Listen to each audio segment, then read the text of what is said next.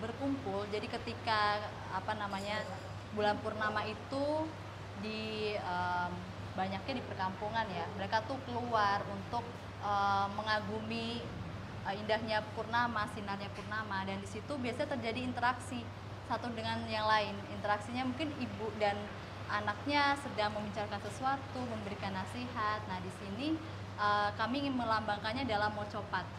Dan mocopat ini biasanya berisi tadi nasihat, pitutur, tapi nggak juga hanya nasihat pitutur. Biasanya mocopat itu juga isinya mantra-mantra, mantra, doa, dan itu tergantung dengan situasi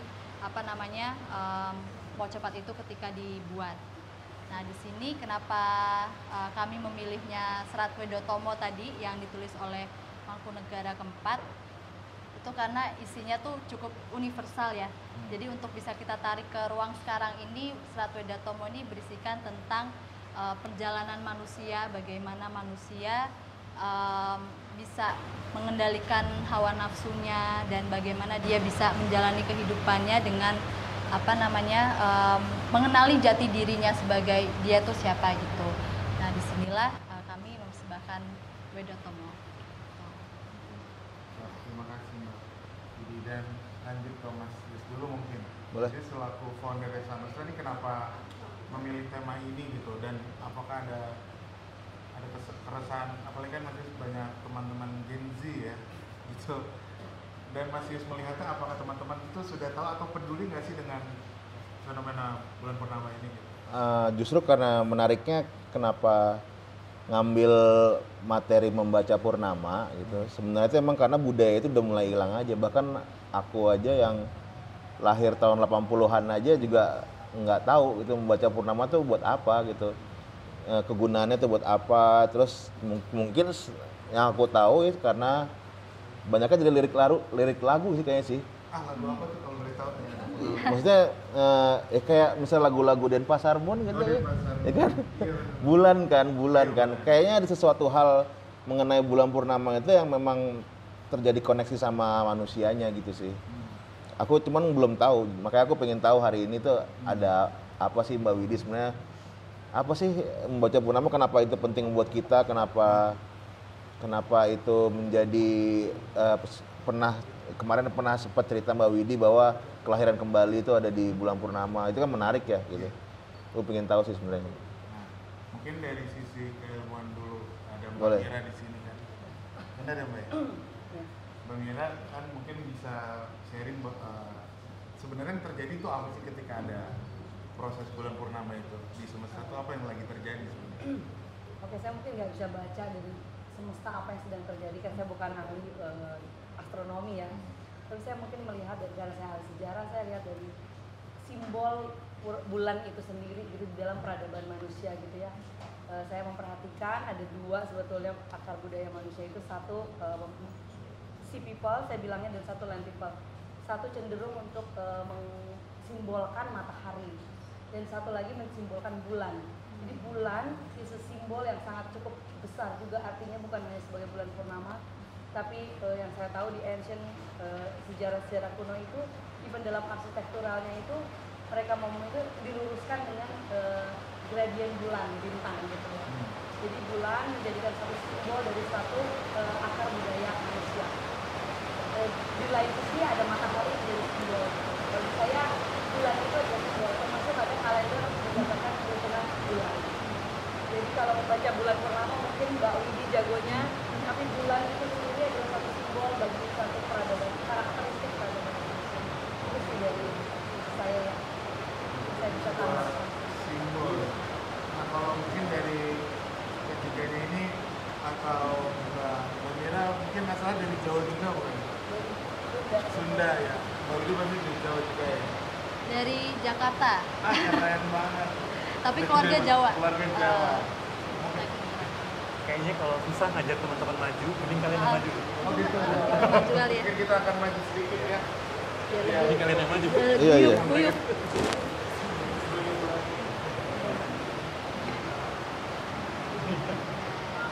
Lebih dekat. Ketimbang audiens. Mungkin yang Mbak Widi dan teman-teman pelatih suka atau pernah sering menjalankan, sebenarnya di Jawa sendiri itu ada tradisi apa sih setiap bulan pertama? Tentunya itu sudah berlangsung agak lama ya. Soalnya di ruang sekarang ini kita meskipun mau di kehidupan kota, mau di pedesaan tuh banyak distraksinya. Nah, kalau dulu tuh tradisinya ada yang ruatan.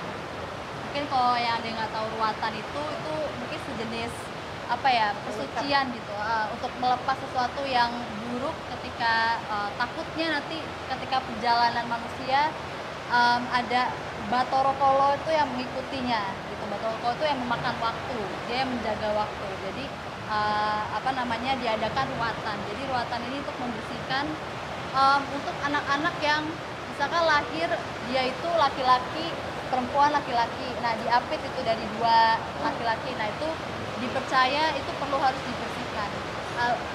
Jadi anak tengahnya itu. Nah, itu kenapa tapi nggak setiap bulan purnama sih ada ruatan. Jadi Kaget, itu kaget betul. kenapa spotlight. Jadi itu memanfaatkan, mungkin nanti bisa dari Mbak Mira dan Mas Ius juga, kenapa bulan purnama itu menjadi momen yang sakral bagi kehidupan manusia. Ruatan ini kan butuh energi yang cukup besar ya untuk kayak lebih fokus, lebih besar untuk bisa melaksanakan ruatan dengan lebih lancar. Ada juga di sini saya baru dapat cerita dari teman saya Robi di belakang ini. Jadi dia pernah menghadiri semacam meditasi bersama di Candi Ceto. Jadi ketika bulan purnama itu ada semacam paguyuban spiritual gitu ya Robi ya. Nah di situ mereka secara rutinan ada, terutama pada saat tahun baru Suro, tahun baru Islam itu. Nah mungkin double energi kali ya, udah tahun baru Suro, terus kemudian purnama, dan itu kayaknya dia membentuk suatu energi yang akhirnya teman-teman spiritual di Candi Ceto itu bersama-sama melakukan meditasi. Nah sebetulnya itu untuk hal seperti ruatan, meditasi itu agak tidak terlalu banyak sebetulnya untuk tradisi itu. Tradisi yang untuk rakyat biasa, masyarakat biasa itu berkumpul saja, bermain, keluar, terus bahagia, nonton pertunjukan, misalkan temennya mungkin lagi ya iseng-iseng pentas nari, main musik. Nah kayak gitu itu sebagai ajang untuk berkumpul, ajang untuk bercerita, bercengkrama antara keluarga, teman-teman gitu. Dan itu ya sekarang agak sulit, tapi bukan sulit juga ya karena ruangnya sudah berbeda lagi nih. Kita ngomongin kalau ruang pada saat itu dan di kampung mungkin berbeda. Rasa kesenangan, happiness gitu itu timbul ketika bulan purnama itu ada dan mereka merayakannya bersama-sama untuk keluar rumah. Dan menurut Mbak Windy, ketika itu udah mulai medianya banyak yang berbeda dan kita udah tinggal di kota, mungkin cara-cara beda itu tetap masih berasa nggak sih Pak manfaatnya dan fungsinya ketika kita tahu bulan purnama, mari kita rayakan gitu. Yang Mbak Windy rasa ada? Yang saya pribadi rasa sih ada ketika kita sadari. Jadi kalau misalkan ini bulan purnama, mungkin dengan teman-teman dekat dulu aja gitu, lagi bulan purnama nih yuk kita keluar gitu. Terus ya mungkin akhirnya jadi kesepakatan sendiri saja, yuk kita keluar, kita ngapain ya, mungkin ngobrol atau hal sesuatu. Itu sih sebetulnya nilai yang bisa kita bawa sampai ke ruang yang berbeda saat ini gitu. Dari yang dulu sudah ritual tradisi yang sudah dilakukan, nah itu kan akan secara bentuknya akan berbeda seiring berjalannya waktu. Nah kita akan terus mengusahakan nilai itu terus ada, yaitu berkumpul, ngobrol, dan itu bisa menjadi bentuk meditasi juga dengan cara berkumpul bareng gitu. Kalau Mas Yus sendiri kan Jawa banget nih orangnya. Waktu kecil atau mungkin selama hidupnya itu sempat ada nggak Mas tradisi-tradisi yang di? Sempet. Jadi apa tuh? Gimana? waktu pas TK sih, TK waktu itu lagi pulang kampung ke Banyuwangi gitu. Banyuwangi. Kebetulan cuman yang putriku tuh orang Solo. Jadi setiap bulan purnama tuh kita disuruh keluar, emang suruh main-main gitu. Maksudnya suruh Main-main aja. Waktu main apa ya? Main cublak suweng, main apa tuh congklak ya, apa sih yang gitu-gitu loh. Nggak ada, Nintendo Wii nggak ada. Itu benar-benar pengalaman, maksudnya dulu kan aku dari Jakarta terus ke Banyuwangi ngerasain itu terkenang sampai sekarang sih. Ya jadi cuman mungkin kalau aku pengen tanya ya, tadi sebenarnya relate sama apa yang dijelaskan sih. karena kan ruangnya udah beda nih, terus makhluknya juga udah beda nih. Sekarang kan orang Indonesia lebih banyak seneng apa ya, sendiri-sendiri gitu. Jarang gitu orang yang mau ngajakin bareng, bahkan rumah aja pengennya ya udah sendiri-sendiri, nyapa aja jarang gitu, nyapa gitu. Itu kalau menurut Mbak, mungkin aku nanya sama Mbak Widya sama Mbak Mira sih, tantangan itu gimana sih kira-kira buat menjelaskan bahwa ini perlu loh buat kalian gitu. Jadi kan pertanyaannya pasti gitu ya, gue ngapain, mending di rumah nonton Netflix gitu, ngapain gua gitu, keluar masuk angin kali, maksudnya ngapain gitu.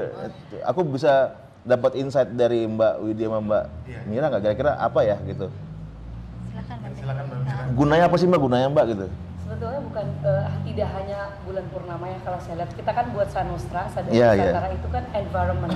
Jadi saat ini kita lihat simptomnya itu masyarakat take it for granted gitu, even mereka liburan ke laut dan ke pantai, ke laut dan ke gunung, tapi nggak pernah tahu apa itu sebetulnya laut dan apa itu sebetulnya gunung untuk dirinya gitu. Jadi sebetulnya bukan hanya bulan purnama, tapi kita mengajak sadar kembali kepada lingkungan kita yang terdekat paling tidak gitu. Makanya kita membawa atau co-create itu box itu ya, dengan segala macam ininya meng-create lingkungan yang seasli-aslinya pantai dan lingkungan yang seasli-aslinya gunung, atau lingkungan natural environment gitu. Jadi sebetulnya kembali kepada alam itu sangat penting, dilihat dari physically, dilihat dari mentally, atau dilihat dari spiritual. Jadi kalau saya mungkin bisa jelaskan sedikit sekali dari sisi genom gitu ya, bahwa genom kita ini dipengaruhi oleh stimulus. Stimulus itu masuk dari five senses system. Nah, jika stimulus five senses systemnya itu betul, yaitu alam, yaitu natural society environment, makanan yang baik gitu, ini akan membuat genom kita menjadi baik tanpa kita harus memikirkan terlalu banyak gitu, harus makan yang baik atau itu. Tapi kalau kita berada di lingkungan yang ya kalau zaman sekarang bahasanya toxic gitu ya, it's exactly langsung masuk ke dalam badan kita tanpa kita sadari gitu. Jadi kesadaran itu terhadap environment itu bukan hanya di luar, bukan hanya juga di pikiran, tapi masuk meresap ke dalam sel-sel tubuh kita gitu. Jadi apalagi bulan purnama yang saya tahu mungkin sedikit sekali itu adalah tarikan terbesar magnetik dari bulan kepada air laut khususnya. Jadi itu ada satu entah mungkin ada purification akhirnya kepada manusia gitu. Nah itu saat-saat yang bagus kita bersatu dengan environment kita gitu. Terlebih lagi kalau masyarakat zaman dulu menyatukannya dengan cara berkumpul bersama-sama, bersenang-senang ya, berbagi dengan energi kebahagiaan, ditambah juga dengan energi dari magnetik alam. Nah ini yang menghealing semua kita semua secara bersama-sama. Jadi tidak secara individu lagi tadi kata Mas Yus. Mungkin kalau kita keluarnya secara individu pada saat bulan purnama efeknya sedikit gitu loh, hanya kita dan environment. Tapi mungkin dengan energi manusia yang sama-sama ini healingnya menjadi, karena kan ada hurt maksudnya sugesti ya. Jadi kalau bersama-sama itu kita sugesti untuk cenderung sembuh lebih cepat. Jadi ada heart itu. Jadi bedanya sholat sendiri sama sholat jamaah gitu ya. Nah itu makanya kan ada herd immunity itu biasanya kalau bersama-sama itu lebih cepat gitunya, walaupun tidak ada stimulus yang sebetulnya, tapi karena sesama manusia bersama. Jadi masyarakat zaman dulu atau nenek moyang kita itu sangat luar biasa menurut saya, genius entah dari mana, tapi nenek moyang kita tahu magnetik terbesar salah satunya pada saat bulan purnama, lingkungan berkumpul bersama-sama dengan kebahagiaan adalah membagi herd immunity.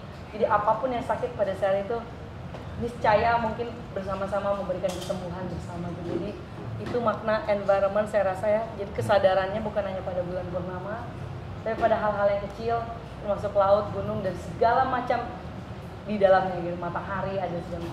Khususnya bulan purnama itu saat-saat yang baik karena magnetik alam bermain terhadap air laut dan bulan gitu ya, secara itu pandangan dari sedikit pandangan dari saya. Terima kasih Mbak. Kalau dari Mbak ini mungkin ada tambahan? Tadi lebih ke sebetulnya melengkapi jawaban yang tadi ya, masih sama juga sih.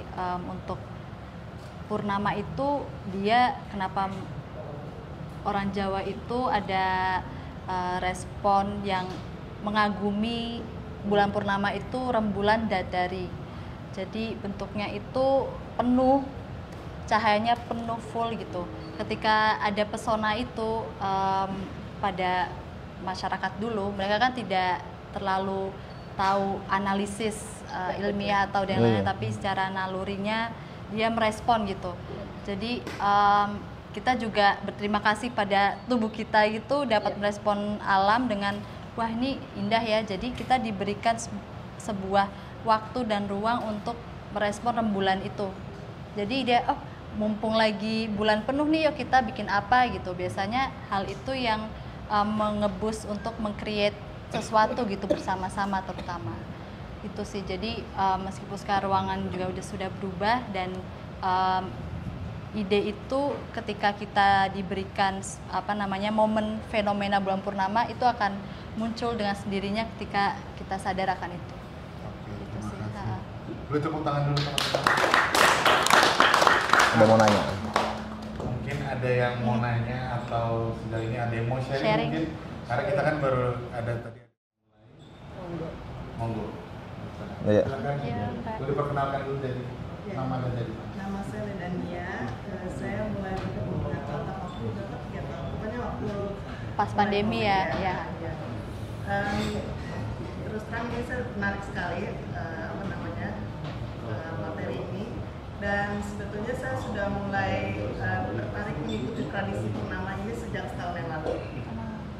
Kenapa? Karena YouTube keluar semua itu.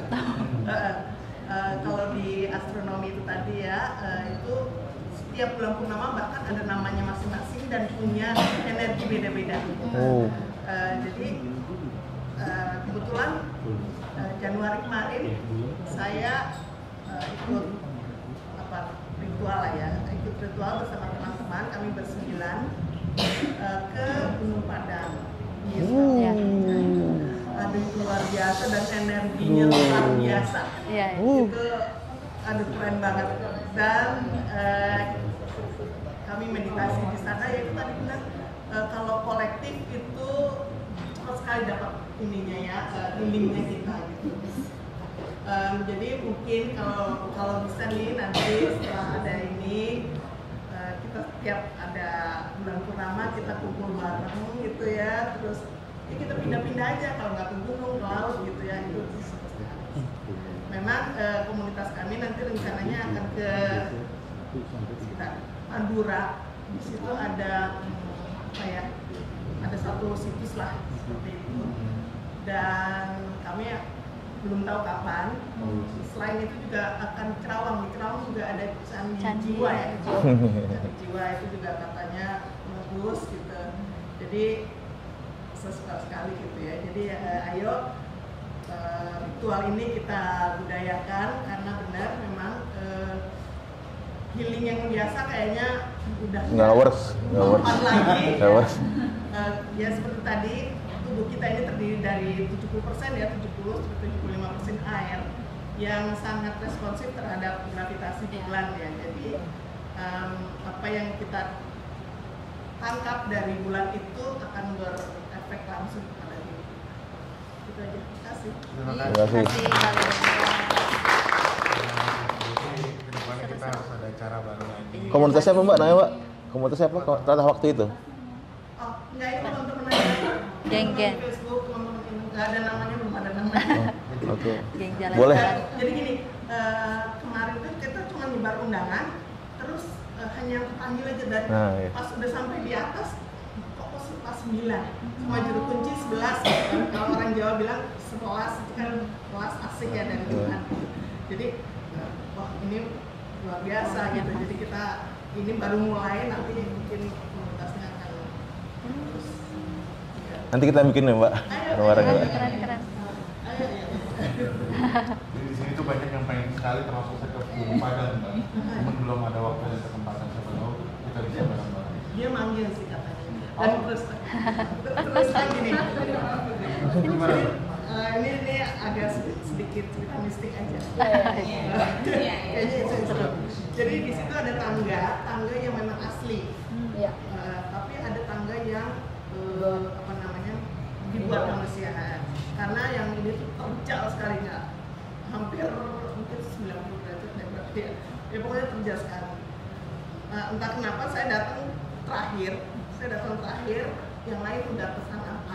Kami itu perempuan ada 3 atau 4. terus mereka lewat jalan ini, ternyata hanya saya yang naik ke sini, gitu kan. Saya sampai atas marah-marah, kenapa saya kok dibawanya ke sini, katanya gitu kan. Capek sekali itu, sampai gemeter sekali gitu kan. Tapi ternyata kuncernya bilang itu nggak semua dipanggil untuk lewat jalan itu gitu. Jadi kamu harusnya bersyukur gitu. Ya saya puji Tuhan gitu kan. Terus pas kita meditasi itu saya tiba-tiba ngebawain kemenyan. Saya nggak bawa apa-apa waktu itu, kemenyan, terus tiba-tiba pengen nari gitu-gitu. Oh ya? Jadi saya benar. Cuman saya satu hal yang saya lihat gitu ya, saya sebenarnya bawa kain waktu itu, cuman nggak saya pakai gitu. Padahal kalau pakai kain itu katanya ya itu kan sebetulnya tempat ya ritualnya ya baik gitu. Jadi ya nanti kalau bisa nih, kalau kita mengadakan ritual tetap tuh kita harus peserta itu harus disiapkan gitu ya, bawa ini kan mungkin kita ini kan orang-orang baru yang belum tahu gitu. Oke. Terima kasih banyak. Tadi menarik kalimatnya tadi bahwa proses permasalahan, halo, cek, nah ini enak. Jadi tadi ada pernyataan menarik dari Mbak, tadi bahwa permasalahan harus diselesaikan dengan cara yang berbeda gitu. Jadi kadang-kadang harus meditasi yang lewat dengan cara yang beda gitu. Nah kebetulan di depanku ini ada temanku yang praktisi mental health gitu ya. Nah iya, jadi ada Mas Putra Wiramuda gitu. Nah mungkin aku pengen nanya Mas Putra dulu, emang bener ya Mas, dengan cara-cara biasa udah nggak mempan lagi nih orang-orang menyelesaikan masalah gitu Mas? Oke Mas. Iya, cerita sedikit soal bulan purnama. Sebenarnya kalau di Jogja itu biasanya setiap bulan purnama ada satu tempat namanya Vihara Karangjati. Itu mereka selalu pergi ke candi sekitaran Prambanan, terus kemudian ngadain meditasi kolektif. Biasanya di situ juga ada bante atau ada gurunya, terus kemudian mereka sharing. Sama tadi benar, sebaiknya memang menggunakan pakaian yang sudah disiapkan, gitu. Pakai biasa atasannya putih, terus kemudian bawahnya berkain. Nah, kalau dari tradisi meditasi, memang sebenarnya bulan purnama itu sangat erat kaitannya gitu ya dengan laku hidup berkesadaran. Kalau diperhatikan ada banyak bisa dibilang tokoh-tokoh di masa lalu itu mendapatkan pencerahan ketika ada di bulan purnama. Kalau belajar sedikit soal yoga saat bulan purnama pun juga ada hal tertentu yang memang harus kita perhatikan, terutama kaitannya dengan kalau bulan purnama kan otomatis biasanya air laut jauh lebih pasang. Ternyata kaitannya juga ada hubungannya dengan aliran darah kita yang sama-sama dari air. Gitu. Nah, bahkan ya walaupun ini balik lagi mungkin butuh dibuktikan secara penelitian juga gitu ya, tidak selalu empiris. Kalau diperhatikan kan di bahasa Inggris itu ada istilah lunatic. Lunatic itu kan kegilaan gitu ya. Nah, kegilaan itu konon katanya karena di masa lalu di saat bulan purnama ketika meresponinya dengan tidak baik, banyak terjadi kasus-kasus atau kejadian-kejadian yang berbahaya atau berisiko. Oh iya, Luna tuh moon kan soalnya kan. Luna tuh bulan kan. Benar. Iya. Nah, bahkan ada beberapa penulis yang bilang perhatikan aja kalau bulan purnama biasanya angka kriminalitasnya juga jadi meningkat. Atau werewolf gitu ya. Werewolf. Itu budaya itu tuh ya, werewolf ya, tiap bulan itu. Gitu. Nah, terkait dengan pertanyaannya Mas Yus soal healing dan segala macam, memang menariknya kalau di ranah saya kan saya seorang praktisi mindfulness. Mindfulness sendiri kan sebenarnya akarnya dari timur ya. Ya dari Jepang, Chinese, termasuk dari Indonesia sendiri, budaya semedi, meditasi dan segala macam. Nah, tapi belakangan boomingnya setelah tradisi timur ini dibawa dulu ke barat, dirubah dulu istilahnya jadi mindfulness, balikin lagi gitu. Kenapa? Karena kalau saya diundang mengisi sesi gitu, menggunakan istilah meditasi aja itu masih sensitif, masih dianggap sebagai pendekatan yang non empirik gitu misalnya, atau ada kaitannya dengan keyakinan dan agama tertentu gitu, supranatural dan segala macam. Padahal saya kurang tahu dari kesehatan fisik ya, karena saya jurusan kuliah saya psikologi dari kesehatan mental. Mostly sebenarnya akar masalah di penyakit-penyakit mental itu kaitannya dengan kesadaran kita sebenarnya, kaitannya dengan ketercerabutan kita atau lepasnya kita dari hidup di momen saat ini. Kalau diperhatikan sebenarnya isu-isu penyakit-penyakit kesehatan mental, disorder kesehatan mental itu mostly kan akarnya dari anxiety. Nah, dan anxiety itu selalu kaitannya dengan pikiran kita yang ada di masa depan atau pikiran kita yang ada di masa lalu. Gitu. Nah, mindfulness, which is katanya optimalnya dilakukan saat bulan purnama, itu adalah salah satu cara terapeutik agar pikiran, tubuh, jiwa kita itu kembali hadir lagi di momen saat ini. Gitu. Nah, dan seringkali memang itu jadi hal yang menarik. Kalau diperhatikan, nggak cuma kesehatan mental bahkan ya, kesehatan fisik pun sekarang juga mulai menyarankan sebaiknya penyembuhannya secara holistik. It's okay, tetap pakai pendekatan medis, obat-obatan dan segala macam. Tetapi ingat, kita hidup di timur itu selalu banyak aspek-aspek lain yang sebenarnya sangat mempengaruhi kesehatan. Kalau diperhatikan ada aspek bio, psiko, sosio, spiritual.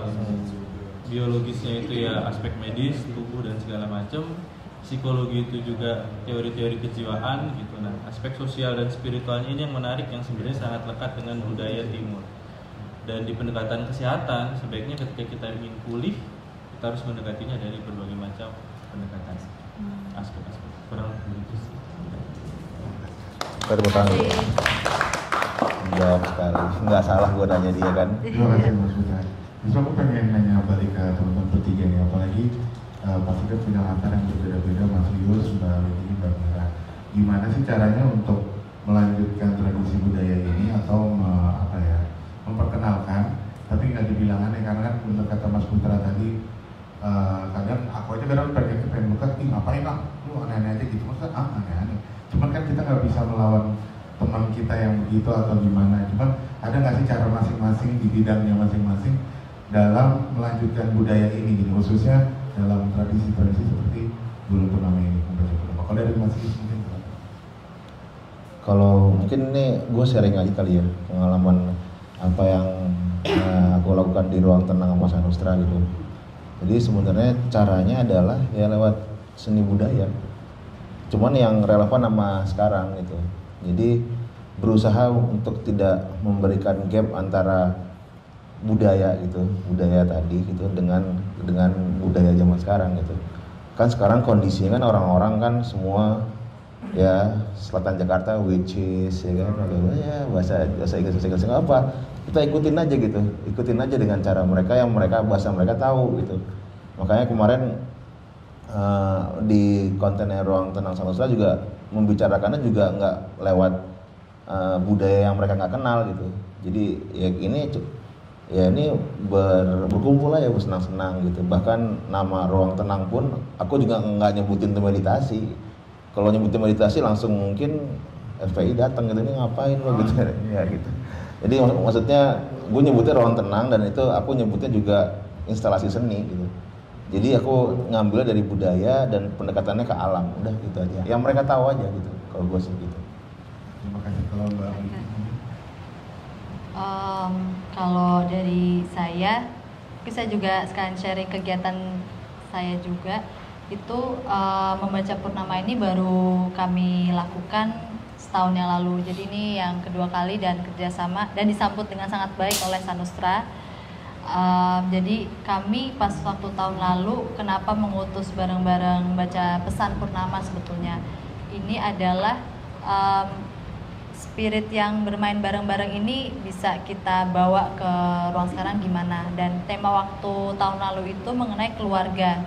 Jadi mungkin ya tentang isu-isu keluarga bisa keluar, tapi intinya nanti segala masalah itu akan bisa diselesaikan dengan keluarga. Tapi yang dianggap keluarga itu siapa itu juga ya terserah masing-masing gitu. Nah disitulah kita membuka ruang dialog dengan media wayang ketika itu. Jadi wayang yang berbahasa Indonesia juga, yaitu dibawakan oleh timnya Wayang Beber Metropolitan. Itu kita ngobrol. Pertama kita tawarkan dengan salah satu lakon Joro Sando ya judulnya ya. Jadi itu sebetulnya lakon dari Wayang Purwo tapi klasik, tapi dibawa ke cerita sekarang. Jadi bukan tentang si tokoh klasik itu kita bawa plek, tapi mungkin sama dengan Mas Ius juga, Sanusra. Jadi karena sekarang orang-orangnya juga maksudnya tren modenya sekarang itu sudah berubah, jadi kami ingin mendekatkan lagi dengan hal yang lebih mudah untuk diterima oleh masyarakat. Jadi tentang ceritanya si tokoh Joro Sando ini di masa sekarang tuh mungkin jadi anak yang bandel tuh seperti apa sih cara penanganannya. Nah, bandel ini bisa dilihat dari sisi mana sih? Nah, itu kita obrol-obrol lah secara diskusi gitu. Nah, dari situ kayaknya kita perlu lagi nih bikin acara membaca pesan purnama. Jadi mungkin orang-orang yang pengen butuh sharing juga, ya kita menyediakan wadah itu dengan nonton, bisa nyanyi bareng, bisa main bareng gitu. Itu sih sebetulnya. Terima kasih Mas. Terima kasih Mbak. Kalau Mbak Mira bagaimana? Melestarikan budaya. Iya, tapi tidak dianggap aneh juga, tapi masuk juga esensinya. Sebetulnya kita mundur sedikit ke belakang kali ya. Sebetulnya budaya itu apa sih gitu ya? Saat ini paradigmanya budaya selalu seni, kesenian atau tarian. Sudah budaya itu lebih dari itu. Semua aspek kehidupan tuh banyak sekali budaya. Even teknologi pun itu adalah produk budaya gitu. Jadi sebelum kita membicarakan tentang melestarikan budaya, kita mundur dulu arti kata budaya itu sendiri menurut saya gitu. Budaya lahir dari self-conscious atau kesadaran manusia akan kehadirannya alam dan manusia itu sendiri gitu. Jadi apapun produknya mungkin setiap zaman, setiap peradaban bisa berubah. Tapi kesadaran itulah budaya gitu sebetulnya. Jadi yang perlu dilestarikan itu ya sadar. Kita dengan melestarikan sadar saja itu sudah kita berbudaya. Bentuknya atau nanti produknya mungkin bisa seperti ruang tenang Sanusra atau seperti gamelan ini, seperti Mocapat, seperti apapun juga itu sesuai dengan permintaan zaman dan kesadaran kita juga terhadap pemikiran kita sendiri. Jadi kalau di dalam sisi saya, supaya supranatural atau yang kita anggap aneh, meditasi itu tidak menjadi hidup, saya coba transfer ke dalam ilmu keilmuan saya, genetika, lebih bisa diterima oleh anak-anak sekarang gitu. Misalnya seperti saya ngomong tentang babi ngepet gitu ya. Kalau orang-orang itu kan udah takut atau itu adalah sesuatu yang dihindari. Tapi kalau di sisi saintis itu adalah babi ngepet itu adalah fenomena self shifter. Iya, bagaimana satu fenomena, satu orang bisa berubah dari manusia ini menjadi seekor babi. Jadi kalau dilihat dari supranaturalnya itu adalah sesuatu yang sangat menakutkan dan itu tabu. Tapi kalau dari sisi saintifik, bagaimana caranya masyarakat zaman dulu itu bisa membuat self shifter? Apakah itu bajunya atau kan ada itunya ya? Kalau nggak salah ada sampingnya tertentu tuh. Apakah itu ada di sampingnya? Apakah itu ada di ucapannya? Apakah itu ada di orangnya? Jadi mencoba menguak sisi-sisi supranatural itu dengan cara melihatnya seperti itu sih Mas. Jadi supaya bisa diterima juga oleh anak-anak sekarang, karena kita tahu Gen Z itu agak susah sekali ya untuk menerima, entah feelingnya hilang atau entah gempuran informasi yang tidak pernah lengkap kepada mereka gitu ya, karena mereka hanya melihat semuanya secara fast gitu, secara cepat, sehingga kadang-kadang meaningnya juga nggak ada. Jadi saya coba merubahnya di dalam keharian saya di yayasan itu dari satu tradisi mencoba diejawantahkan melalui sisi saintifik. Itu sih cara satu melestarikan budaya dan juga naiknya dan juga bisa bertransformasi sesuai dengan kebutuhan zaman saat ini. Terima kasih Mbak Mira. Dan yang menarik di sini tadinya aku pengen nanya ke satu sosok ini ya, karena beliau adalah perwakilan Gen Z. Mas Robi. Sini Mas Ajar. Ayo Mas. Aku penasaran sama Mas Robi tadi. Mas Robi sedikit-sedikit ada cerita banyak tentang bulan purnama, dan Mas Robi punya cerita apa sih Mas? Dan menurut Mas Robi kenapa teman-temannya harus menjalankan hal ini gitu?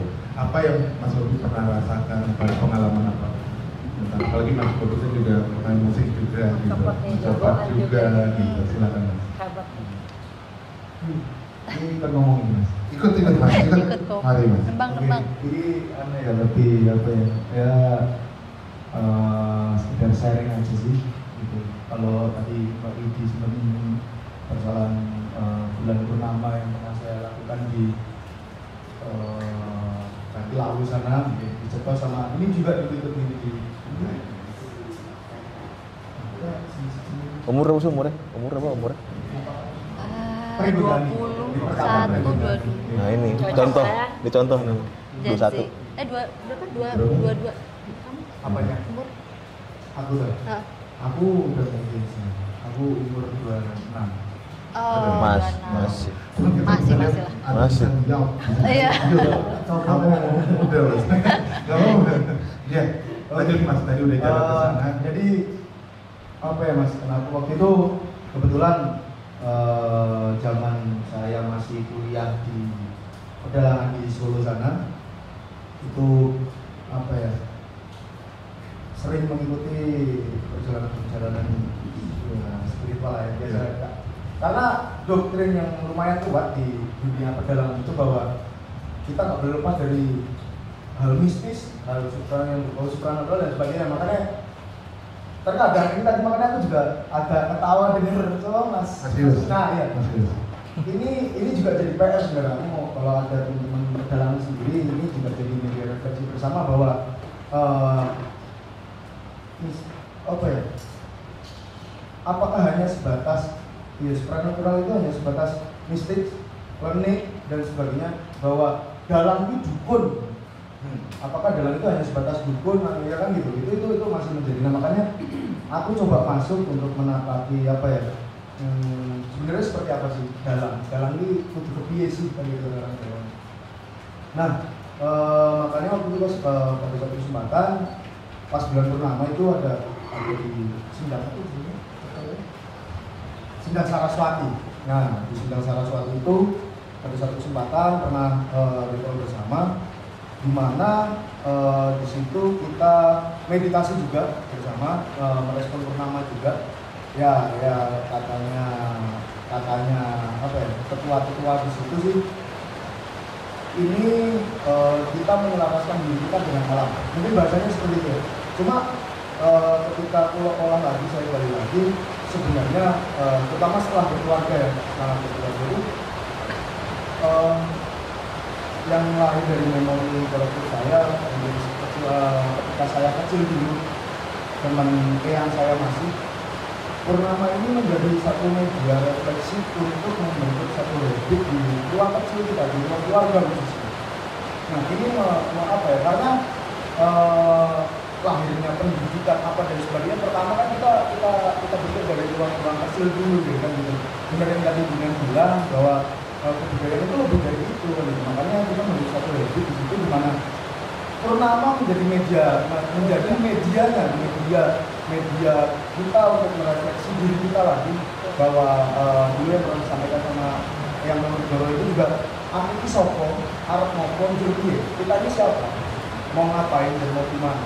Nah jadi media kajian lagi buat kita untuk yang pasti untuk melihat realita zaman kehidupan seperti apa nih, gimana supaya bahasanya orang Jawa itu banyak diucapkan, tapi kayaknya jangan sampai ada sebagai pendidikan bahwa orang Jawa jadi orang Jawa nih. Nah, lantas Jawa yang seperti apa yang nanti itu perlu dari media kajian saya juga di ruang kecil saya.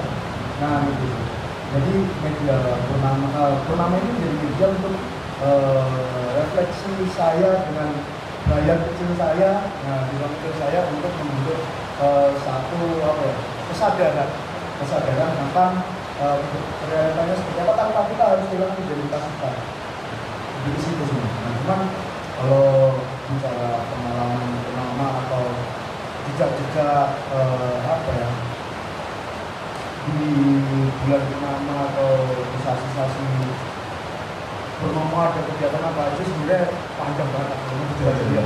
Kayak dulu ada pernah makanya di Jawa itu setiap bulan purnama atau bulan khususnya bulan Suro itu masih menjadi ngomong bahwa tempat berperangnya apa antara situ hitam dan ini putih. Nah makanya itu banyak sih sebenarnya kalau mau kita bahas, tapi mungkin next kesempatan aja gitu. Cuman pada intinya Purnama ini menjadi media refleksi untuk khusus kalau dari diri saya, untuk saya dan keluarga kecil saya untuk menatap realita depan dan membangun rumah kesadaran baru. Siap. Terima kasih. Bagus. Ada pertanyaan mungkin kan sampai Iya, oke. Udah mulai seru.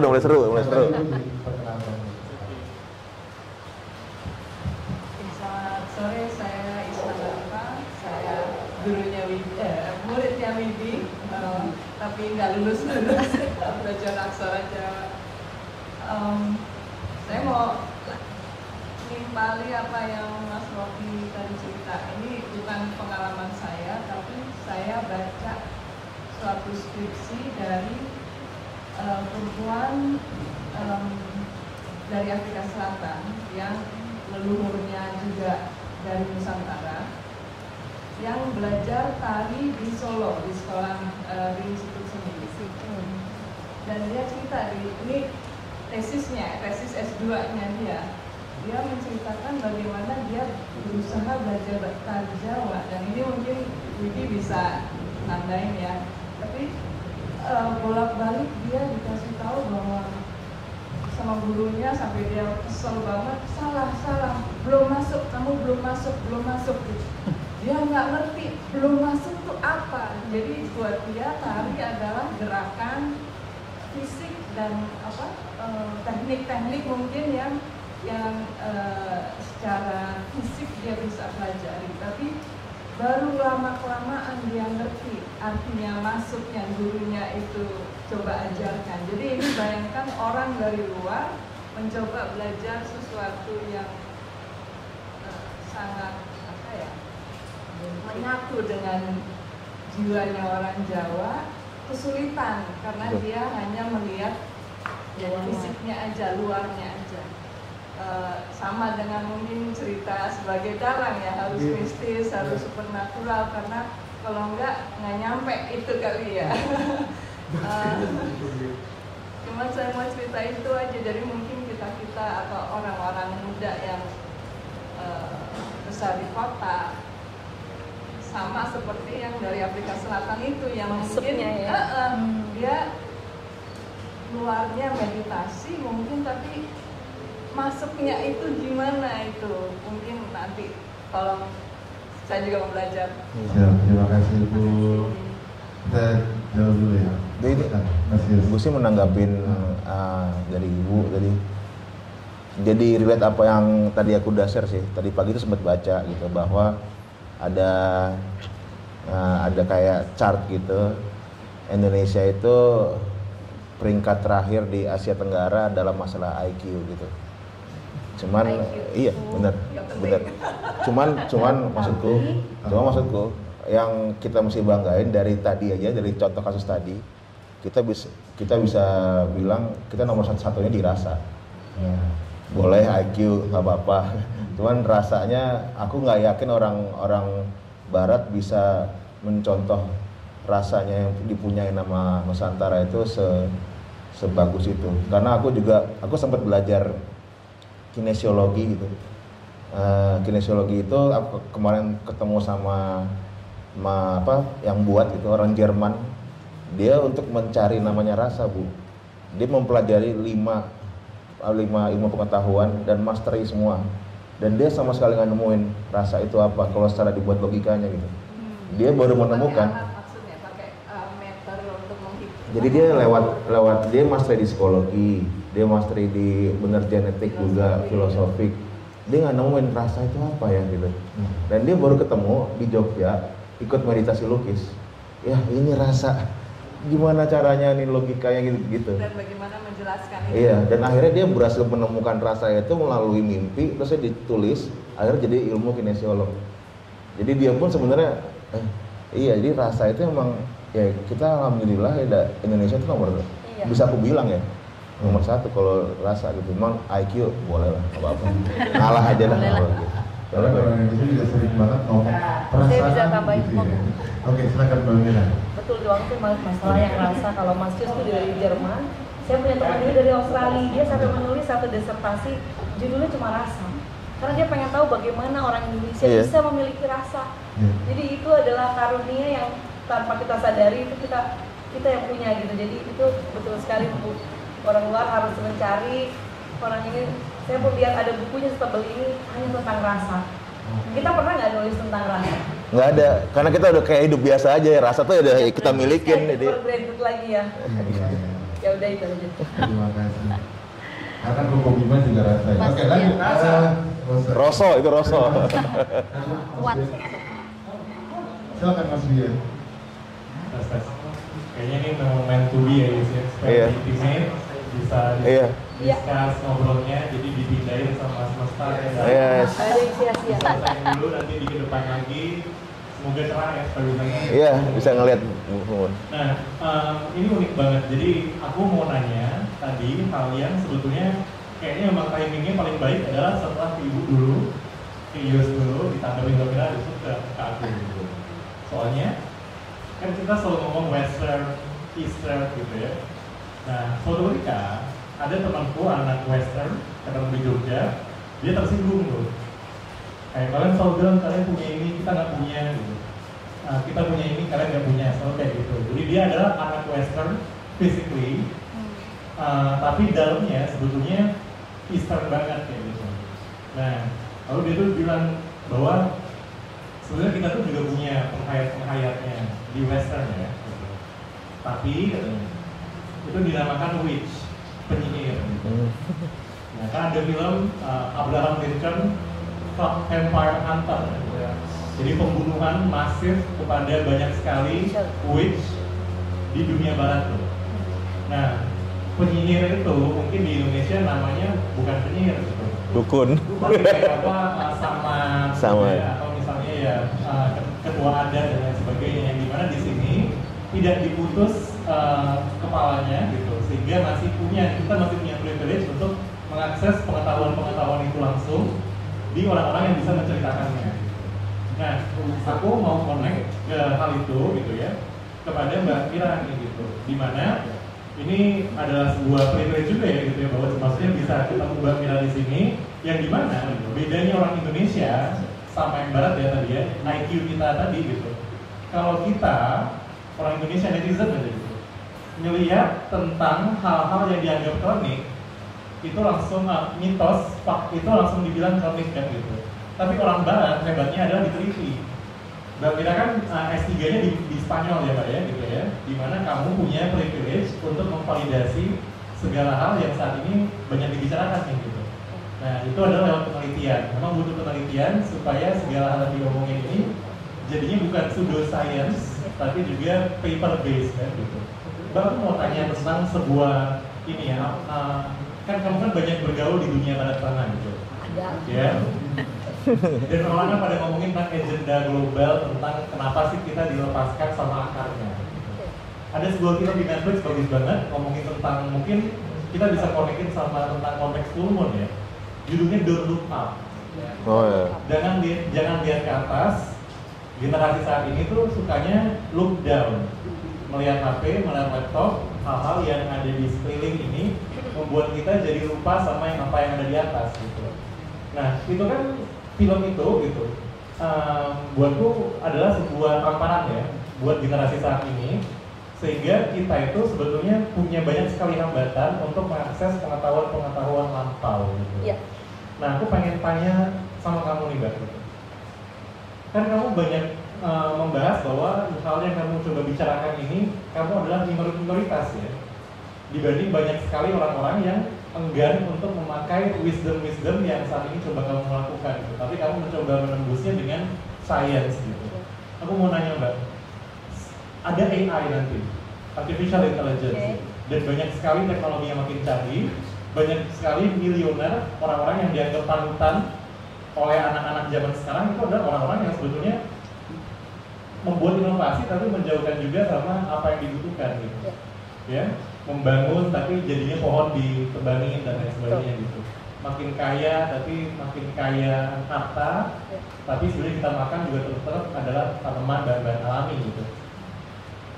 Sesulit apa sih Mbak saat ini Mbak gitu, buat jadi orang kayak kita di zaman sekarang gitu. Kita bakal punya anak, anak kita nanti akan masuk ke dalam sistem pendidikan yang katanya kebarat-baratan, sistem entertainment yang juga katanya kebarat-baratan.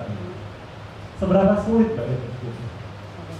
Dan apakah memang banyak yang mengupayakan hal kayak gini di luar sana ya?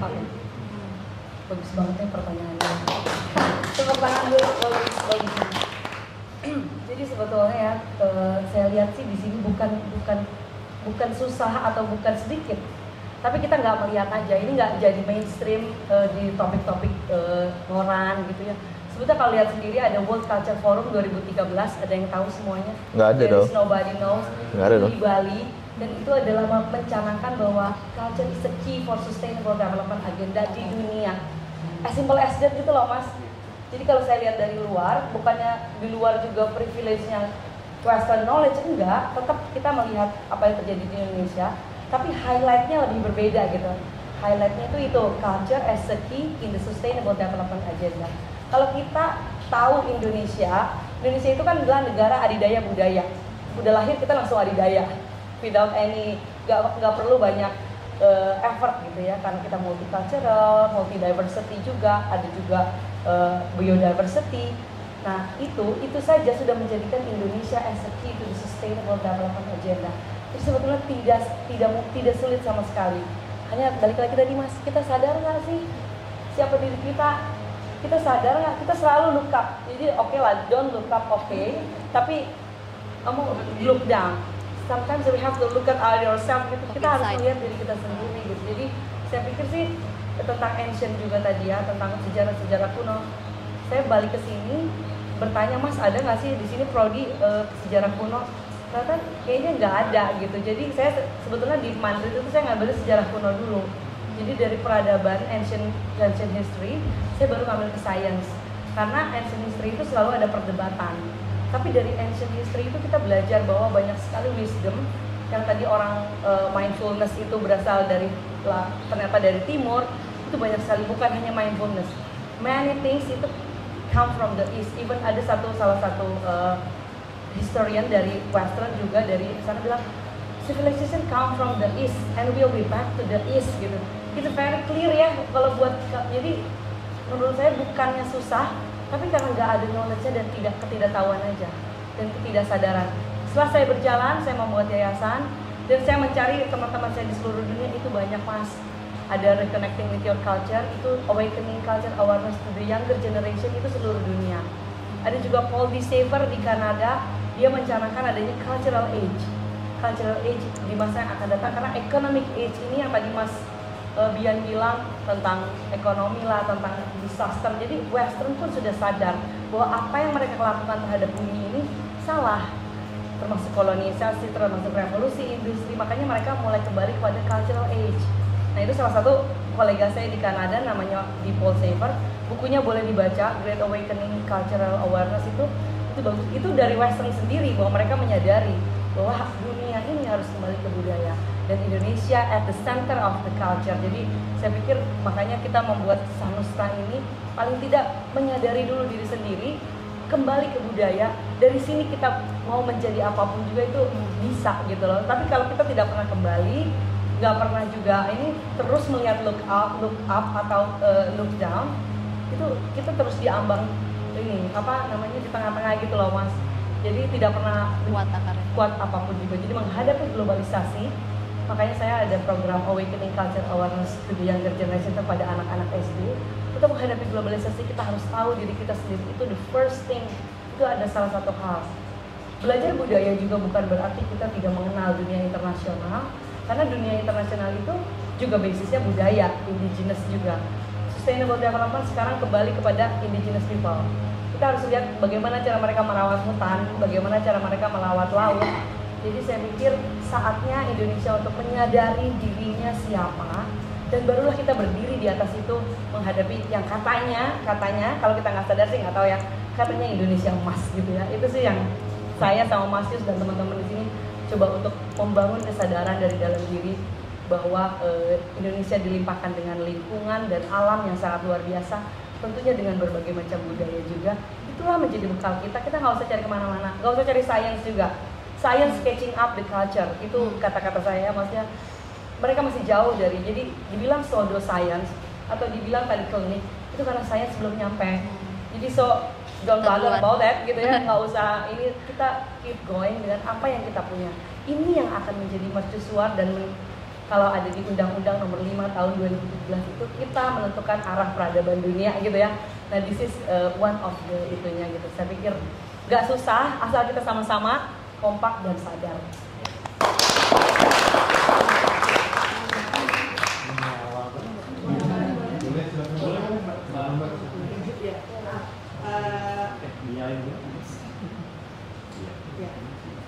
Saya ngalamin yang seperti itu tadi, susah banget, ya susah banget untuk menyampaikan apa yang kita tahu itu baik.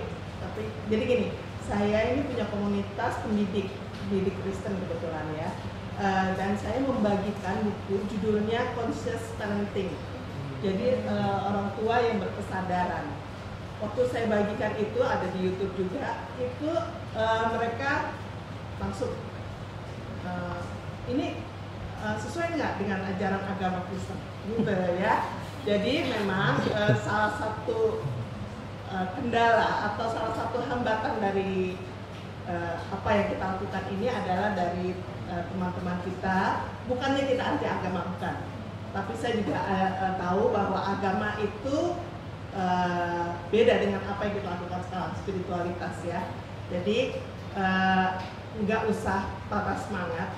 Apa yang saya lakukan adalah apa yang ada dalam buku ini itu ada kok di ayat-ayat Alkitab.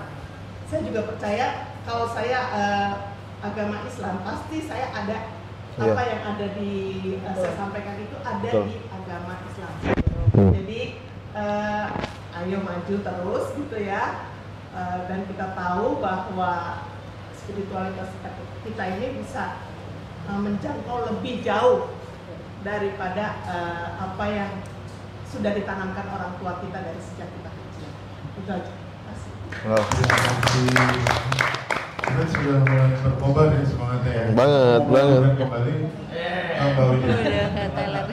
Ini aku pura-pura. Mbak Widi, latah waktu. Ini aku penasaran kalian tuh melakukan apa dan ini komunitas buat siapa? Siapa yang boleh bergabung, siapa yang boleh ikut gitu, dan kegiatan apa aja yang dilakukan gitu. Karena banyak teman-teman sendiri yang mungkin kata Mas Yoga, Mas Robi, kata Mas Robi yang mungkin orang Jawa yang Jawanya gitu, mungkin lewat latah waktu adalah solusi. Silakan Mbak, apa sih yang dilakukan?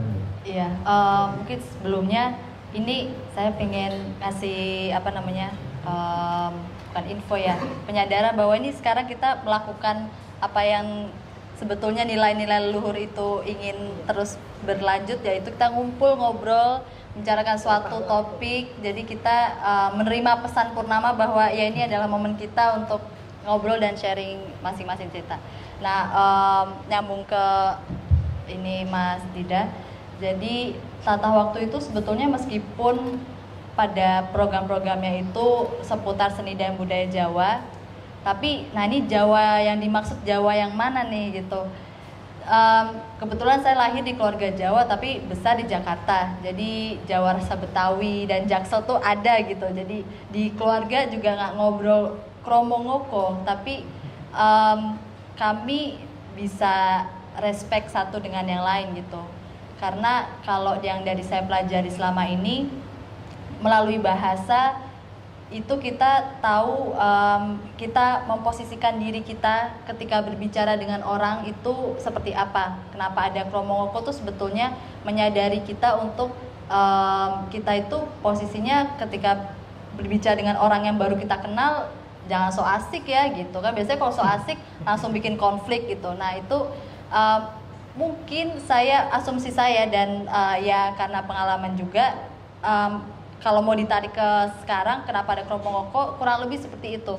Dan itu nggak hanya orang Jawa saja yang harus belajar dan bisa belajar, orang dari suku manapun. Sebetulnya bahasa ini kan bagaimana kita bisa mempelajari pola pikir pemilik bahasa itu. Jadi kalau di bahasa Jawa, kosakatanya tuh tidak ada yang menyinggung soal sebetulnya teknologi yang bisa kita sebut sebagai teknologi yang terkini itu lahir dari dunia barat gitu, tapi kita lebih kepada misalkan daun pisang ada namanya, apa struktur pohon kelapa itu dari baru kuncupnya hingga daunnya tuh punya nama masing-masing tuh kenapa? Karena itu berfungsi, bermanfaat untuk kehidupan kita, dan itu ya bukannya kita nggak perlu teknologi ya, tapi dari situ kita bisa hidup nih, survive sampai saat ini. Dan hal itu akhirnya kita membuka diskusi gitu, jadi belajar tentang budaya yang ada di Indonesia ini, kita juga belajar tentang apa yang kita punya sih. Tadi menyambung dari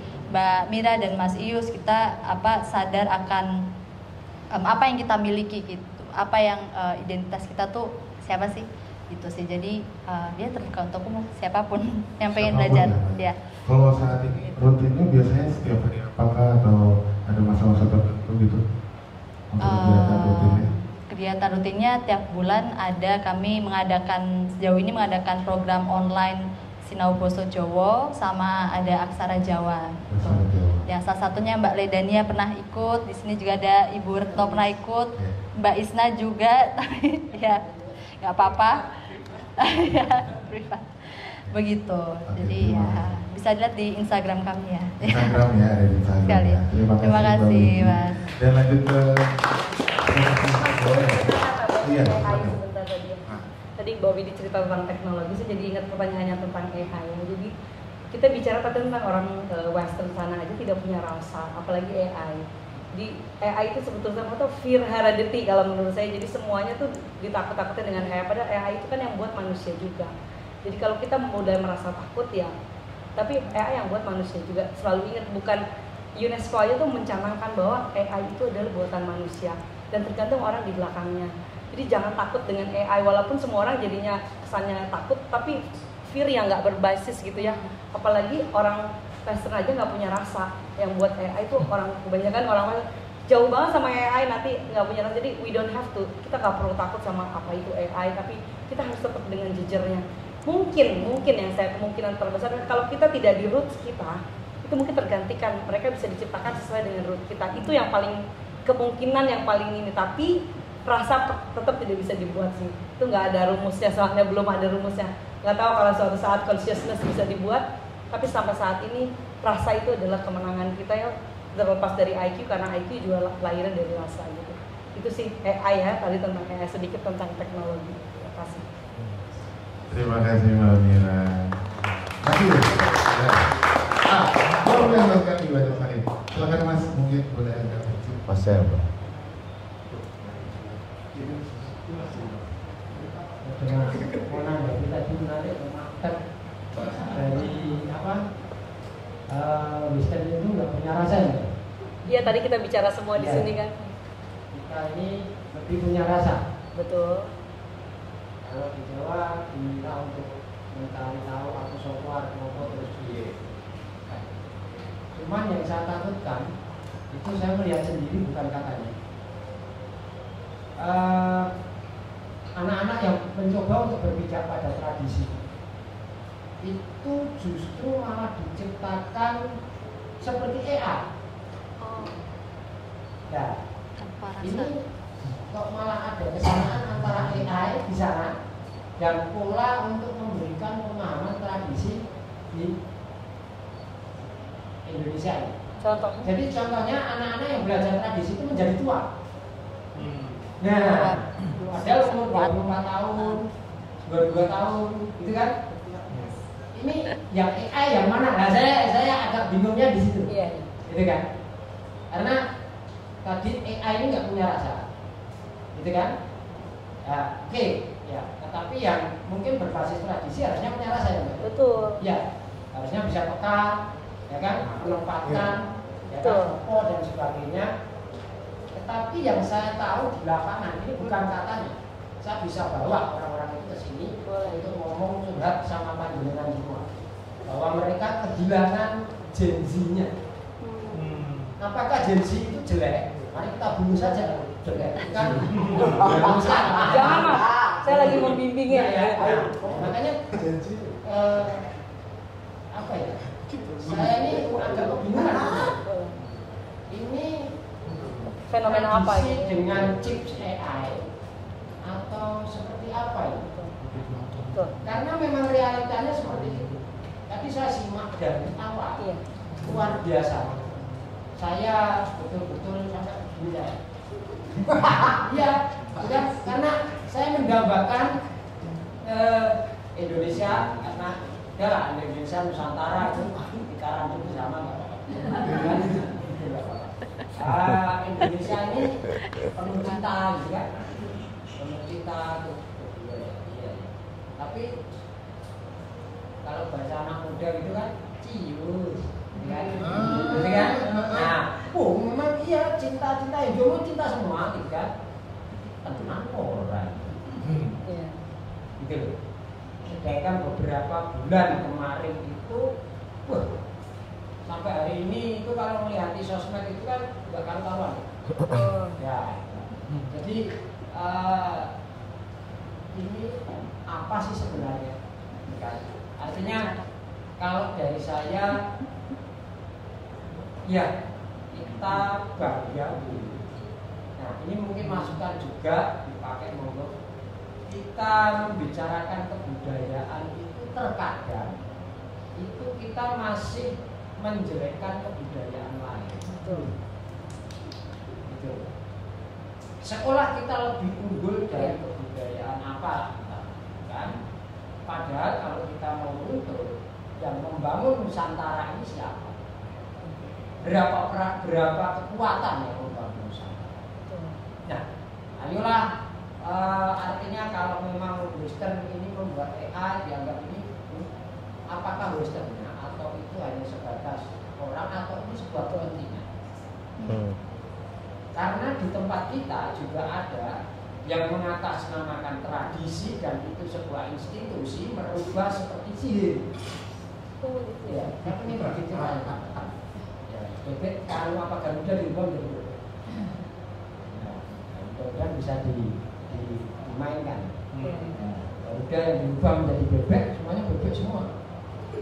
Nggak sadar kan bebekannya. Nah, ini kan menarik kan? Iya, iya. Antara bebek ambil juga. Nah, itu yang terjadi. Dan saya ketemu sama mereka itu ya kaget. Harusnya kamu belajar tradisi itu saya sepakat seperti Mbak. Itu bisa jangkauannya kan. Iya. Karena kalau kita melihat ke belakang itu nenek moyang kita itu sudah melakukan. Betul. Nah, saya kurang sepakat tadi saya revisi dikit Mbak Udi. Karena bukan kita nggak punya teknologi, kita punya teknologi. Nah, kita punya. Nusantara itu menciptakan banyak teknologi, tetapi dididik oleh ruang waktu yang berbeda. Setuju. Geografisnya berbeda, maka kalau agak lebih low itu wajar. Karena Sesuai kita kebutuhan. tadi meskipun saya Sesuai kebutuhan. itu tidak meninggal dunia karena beku oleh salju. Ya kan? Ya kan? Jadi saya masih bisa jalan-jalan, mengikuti apa-apa ke sana. Nah kalau salju hari ini badai Mati. itu mati semua. Artinya geografis yang ekstrim sudah pasti mereka memiliki kecepatan yang tinggi. Tapi bukan berarti kok mereka paling bagus. Enggak. Gitu. Karena semuanya ada nilai. Kita punya kok yang dilakukan hari ini saya sepakat. Hari ini itu hanya mirroring dari kampung, gitu kan? Ya sama sebenarnya gitu kan. Jadi ya alangkah baiknya kita dudukkan bersama equal. Ya. Nah, tapi yang saya agak garis bawahi itu. Jadi kalau AI dianggap paling berbahaya, mungkin mbak belum paham gitu kan, belum tahu gitu kan. Saya kasih info, ternyata tradisi juga bisa mematikan. Betul. Tatkala membawanya ke ini, mungkin gitu ya Pak. Betul banget. Ya, kira-kira begitu mungkin kalau mau diperdalam lagi mau. Boleh sih. Dipantik. Masih siapa ya? Samuel. Mas Samuel, terima kasih banyak nih atas ininya ya, masukannya buat kita semua gitu. Itu makanya tadi saya bilang juga kan AI ini bahaya, tapi juga akan lebih bahaya bisa kalau kita tidak tahu akar budaya kita gitu. Dimasukkan bisa lewat tradisi, lewat kesukaan kita, itu masuk juga kan? Berarti kesadaran. Kesadaran. Betul. Mas. Makanya dari tadi awal, budaya itu apa, kesadaran kita terhadap alam ini dan kehadiran kita sendiri. Berbasis dari situ, apapun bentuknya, teknologi, bisa juga gamelan, seni dan budaya, ataupun nanti kita akan menciptakan hal-hal yang luar biasa, tapi lahirlah dari sebuah kesadaran. Itu sih kayaknya pesan budaya yang lebih luas tadi ya. Kita tidak mau memperkecil budaya itu hanya tarian, budaya itu hanya bahasa. Kita menuju masa depan, kita bukan kembali ke belakang. Apapun yang diciptakan dari kesadaran itulah produk dari budaya, dan itu akan melanggengkan kehidupan semesta gitu ya. Hablum minanas kalau bahasa Indonesia, dan hablum minallahnya juga, serta alam semesta. Makasih sekali Mas Samuel. Tadi saya suka sekali dengan kata-kata there is no western and eastern, exact. Saya juga sebetulnya sangat kita semuanya manusia ya. Even kita berbudaya pun kita untuk seluruh umat manusia. Nusantara ini kan dibangun dengan 3 kekuatan. 3 kekuatan besar. Yang paling kelihatan. Iya. Ya kan? Cina. Cina. Ya kan? Arab, Eropa. Iya. Kita belajar kembali. Betul. Betul. Harus butuh kesadaran kan. Betul Mas. Betul. Dan disitulah kita belajar sejarah kan. Kita tahu sejarah Cina asal usulnya bagaimana, sejarah Eropa bagaimana, juga sejarah Arab ya tadi ya. Arab. Nah disitulah kita tahu bahwa mereka pun juga sangat menghormati kita. Jadi saya sangat tersentuh sekali dengan tadi kata-kata Western dan Eastern. Memang harusnya di kita sudah tidak ada, tapi karena kita merasa ya, negara kita tuh selalu merasa inferior, inferior atas satu bahasa itu, dan kita selalu ke-Easternan kita ini dianggap inferior. Makanya kita selalu balas. Tapi walaupun itu is not the right, itu juga tidak betul gitu ya, tapi kita membicarakan secara manusia, secara keseluruhan, kesadaran. Nah tadi dibilang kenapa AI itu tidak ada rasa, tadi kita membahas tentang adanya orang dari luar negeri belajar di sini, dan mereka susah sekali kata-kata masuk, sehingga kita mengartikannya itu. Mas Yus juga bilang rasa. Saya juga baca teman saya, kolega saya di luar, makanya saya tadi ajak juga kolega saya yang itu, dia mau menulis tentang rasa gitu ya. Jadi memang mereka pun merasakan, dan saya cuma bukan hanya membedakan, tapi kita hanya harus bersyukur dan sadar lagi tadi bahwa rasa itu kepada kita diberikan begitu saja. Sedangkan orang sana mungkin karena geografis, karena juga tantangan yang diberikan kepada mereka berbeda dengan kita, mereka kehilangan rasa itu, kehilangan rasa. Jadi saatnya saya bilang kita kembali kepada rasa itu dan memberikan rasa ini kepada seluruh dunia. Itu sih rasanya, itu aja sih. Jadi terima kasih atas itunya, sehingga kita menjadi diskusi yang sangat hidup gitu ya. Monggo. Ada tambahan Mas Yus? Mas Yus. Mas Yus lebih ada tambahan Mas Yus? Ya dari tadi sih menyebut, ya ini menutup ya. Ini tinggal 3-4 menit lagi ya. Habis ini tutup ya. Cuman dari tadi selalu menyebut sadar ya, sadar, cek mati ya. sadar enggak. Jadi emang kuncinya emang disadar sih, kuncinya. Sebelum mencapai suatu budaya, suatu kondisi yang lebih baik, itu harus sadar dulu. Masalahnya adalah banyak di grassroots di Indonesia itu justru ada dalam kondisi nggak sadar gitu. Jadi makanya kenapa banyak teman-teman yang membantu untuk bikin suatu gerakan Sadar Nusantara, karena memang kita dalam sebagai bangsa Indonesia itu lagi tidur aja gitu, belum sadar. Bahkan tadi secara contoh jelas banget gitu, tradisi juga ya karena nggak sadar, jadi dia ngerasa sadar tradisi itu harus tua dulu gitu, padahal ya enggak juga sih, ya gitu. Ya, terima kasih Mas Yus, dan biar kita melangkah biar menjadi sadar, kita harus buka puasa bersama dulu dan kita akhiri. Nanti kita akan lanjutkan kembali dengan ada mindful eating, ada mindful walking juga, ntar ada makan bersama. Sadar Terima kalau kasih haus. buat teman-teman, mohon maaf lahir batin. Dan inilah dia kesadaran dalam bentuk gelas. Silakan ambil takjilnya teman-teman. Silakan. Ya, selamat buka puasa. Silakan yang berpuasa boleh untuk